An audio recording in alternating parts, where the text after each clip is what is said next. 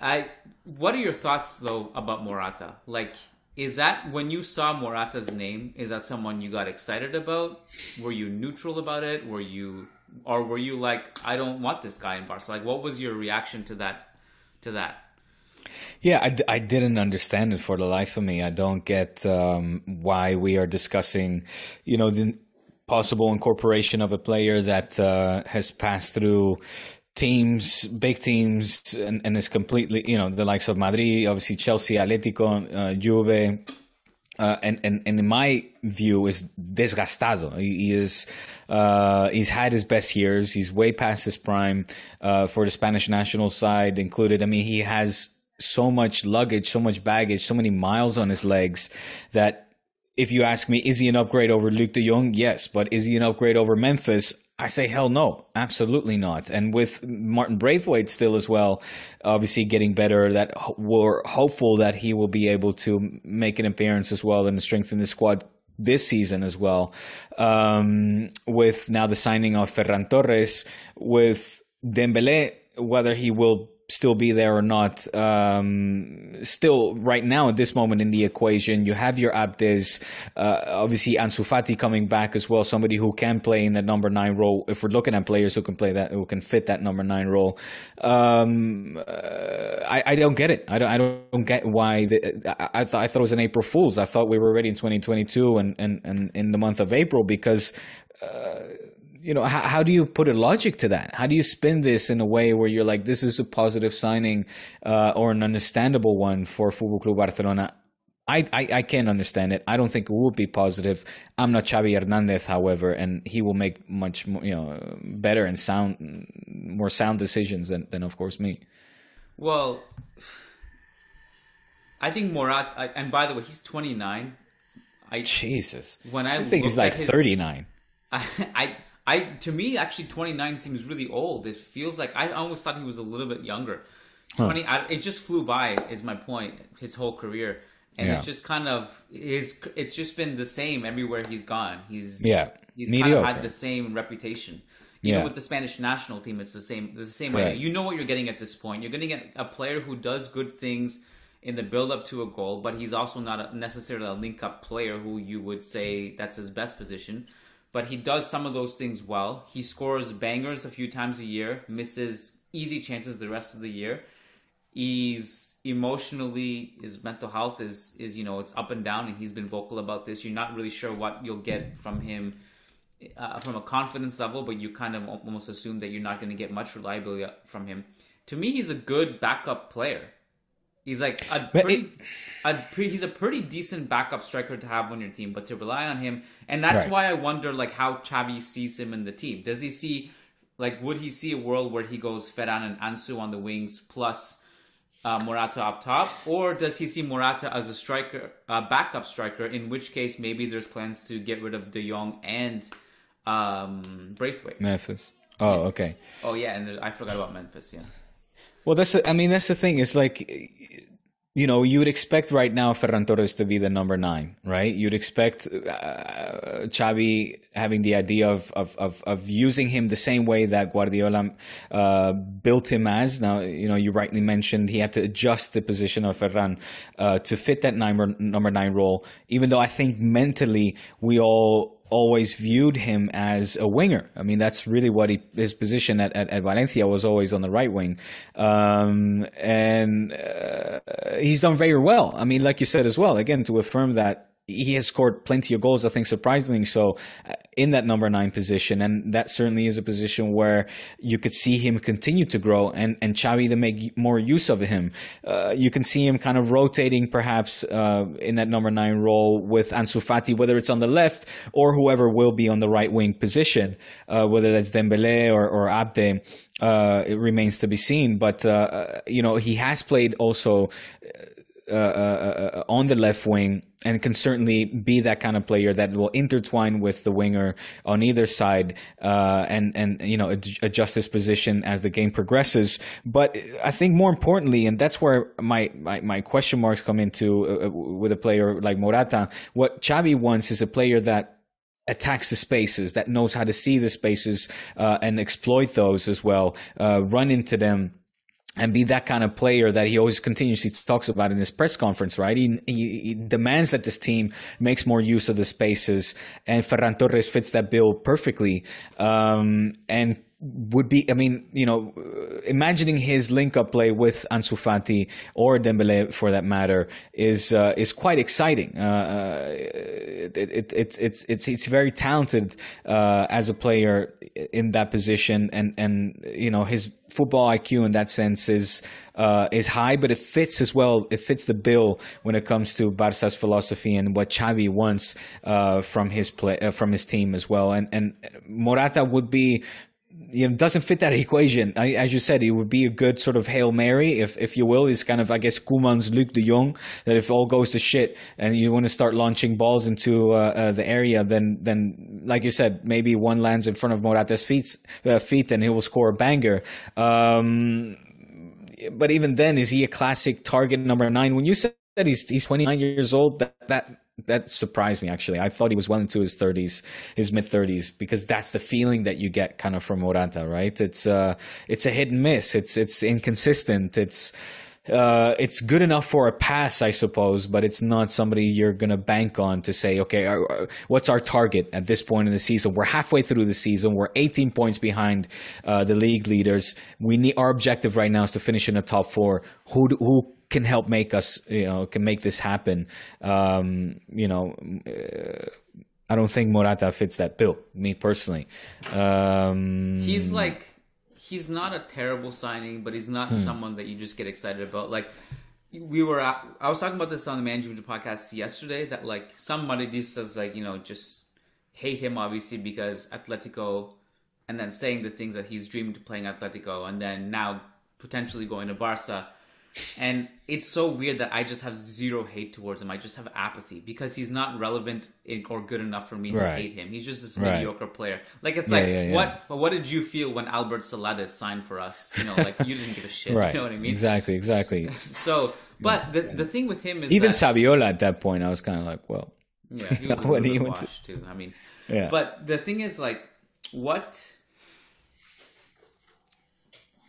so the thing with Morata is, like, he can have these. There's going to be, like, if he signs for Barca, there's going to be like 1 or 2 games a year against a really good team where he scores a goal and plays really well, and people start saying, "Oh, so this is why Xavi signed him, because he can, he is a good player if we give him confidence and stuff." But then he just will go 7 months of just doing nothing, and he's been like that his whole career. And again, if he's a backup, I suppose I don't think I think he's better than De Jong. I think he's better than De Jong. And that's what I said. Yeah. But not better than Memphis. And that's, with Martin Braithwaite. And again, I'm right now at this moment in time unfamiliar with how far he is from being fully recuperated and rehabilitated from his very serious and long-term injury. Martin Braithwaite that is.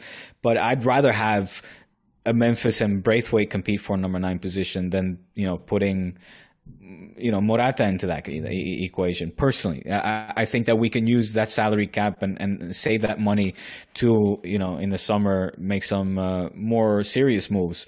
Hopefully, we'll see. Just to go back, because Ferran Torres is a reality. We haven't spoken since his signing, and I was curious to know from your perspective as well. How do you think that he will be able to fit into a team? Let's not forget neither that you talked about the pay cut, but also I think when you look at this signing, you have to take into account that Torres is Spanish. Ferran, at this point in time, Barca again has pretty much the majority, if I'm not mistaken, of the Spanish national side playing for them, right? You look at Busquets, Alba, Ansu, Eric Garcia, Ferran Torres, obviously.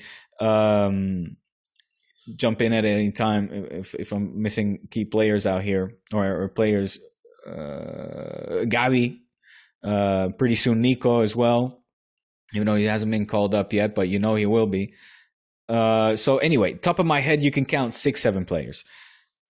Minguez, I believe, still plays for the youth squad. But having said that, so from that perspective, is a player that will be greeted into the dressing room with open arms, we know that he has a good relationship, a friendship, reportedly with Pedri. I imagine with Ansu and Eric Garcia and the Busquets and Albas, it won't be bad. I don't know. Maybe he's absolutely hated. Another reason why he asked, of course, Pep Guardiola to leave Manchester City was because, again, if you believe what is written in the tabloids and the newspapers, he has a relationship. He had a former relationship with Luis Enrique's daughter. They live in Barcelona. He wanted to move to Barcelona because of that as well, to be closer. Obviously, Pep and Chiqui Begiristain, so City's management are very close with Joan Laporta. So I believe also from that perspective, it was a signing, it was an operation that was well-oiled, let's say, where all parties are amicable and wanted to make this happen. Well-oiled is a great pun for this. But yeah, I think it was definitely on good terms and good terms.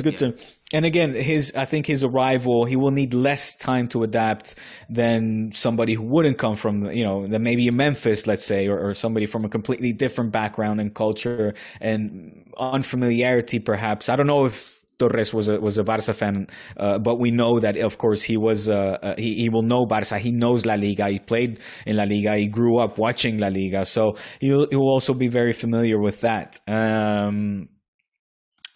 Over to you. I'm curious how you see his fit, his signing, and also obviously his positioning on the field and how Xavi will use him. Well, I think he goes to the right or to the middle. So it's quite clear if everyone's healthy, Ansu that's his wing on the left side. That's Ansu's.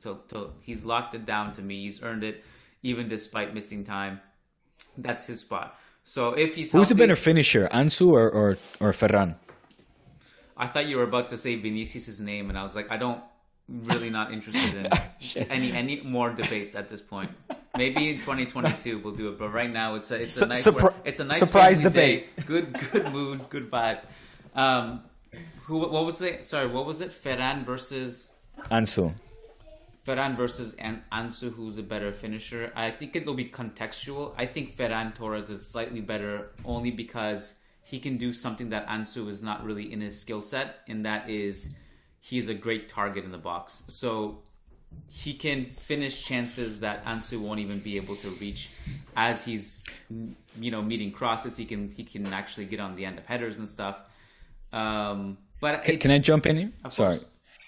Just because I don't want to miss putting this one forward to you, because I was unfamiliar with this comparison, but some, say, reference points of mine have been commenting on the comparison being drawn between Ferran Torres and Cristiano Ronaldo when he left to Man United and he moved from being that winger into a more central position. Apparently, from stature, they are the same height, around 184, 185. I see their stature. Build.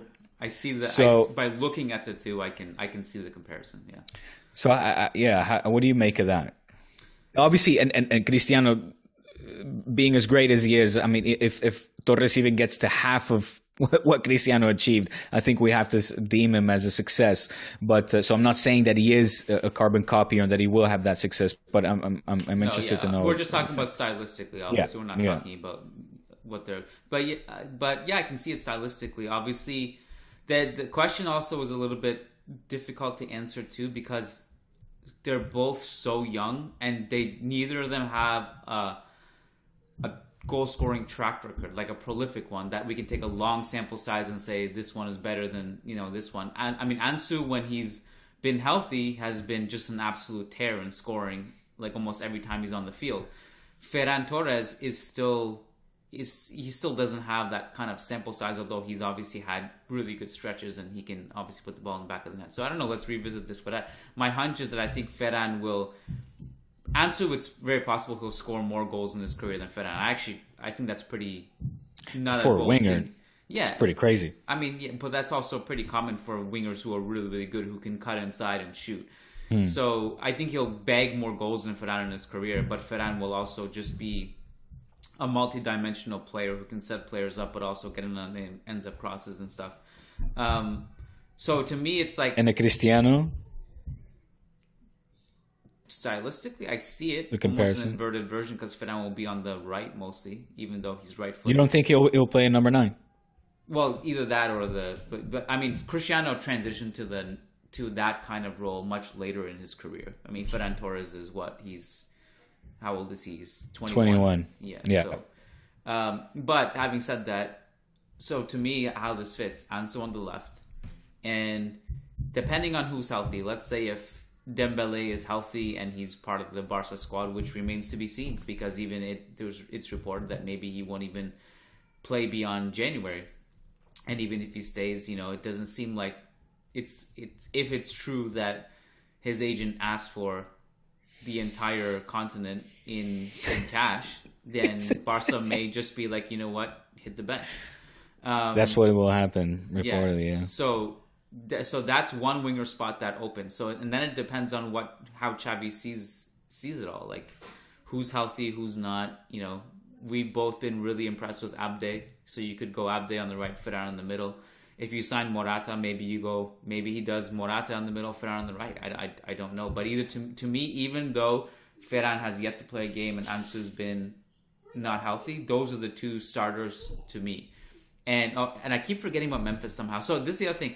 I agree with you that Memphis is a better player than Morata, even though Memphis has struggled of late. He hasn't, quite lived up to the hype of early season, the bangers he was scoring. But he's still a really good player. We've seen players go through 1 to 2 year dips and come out on the other side. So to me, it'd be crazy if we just all collectively just decided that Memphis is no longer good after a few months. That just seems crazy to me, right? So it's happening. Yeah, I agree. But that's what happens in football, unfortunately. Yeah. So yeah, Ferran and Ansu are two really good players to have in your front three that any team would hope for. So let me ask you this: Ansu returning, Ferran signing. Who's the other guy that's returning? Pedri. Yep. Do you expect Pedri? Do you expect this team to make a run? Come on, man. I mean.